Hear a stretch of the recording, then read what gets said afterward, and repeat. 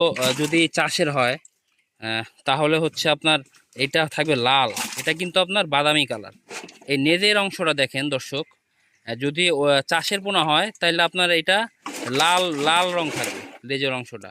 কিন্তু এটা অরিজিনাল পদ্মার বলে আপনার এই লেজের অংশটা হালকা বাদামি কালার থাকবে।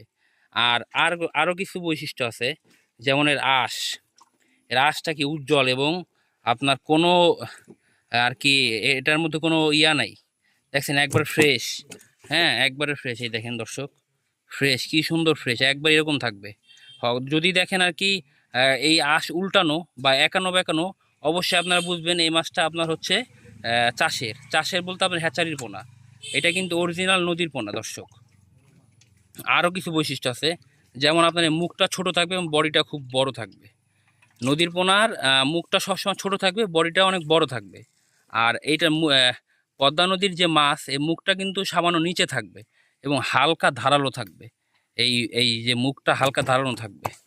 তো দর্শক অবশ্যই আপনারা বুঝতে পারছেন। আশা করি আমাদের সাথেই থাকবেন এবং আমাকে সাপোর্ট করবেন যাতে আমি অনেক দূর আগাতে পারি দর্শক। এই হচ্ছে আপনার কাতল দর্শক, কি সুন্দর দর্শক, দেখতে পাচ্ছেন। আসলে কি বলবো, তো যাদের এই বছরের আর কি অরিজিনাল পদ্মা নদীর রুই অথবা কাতলের পোনা দরকার, তারা অবশ্যই আমাদের সাথে দ্রুত যোগাযোগ করবেন। আমরা অগ্রিম অর্ডারও নিয়ে থাকি।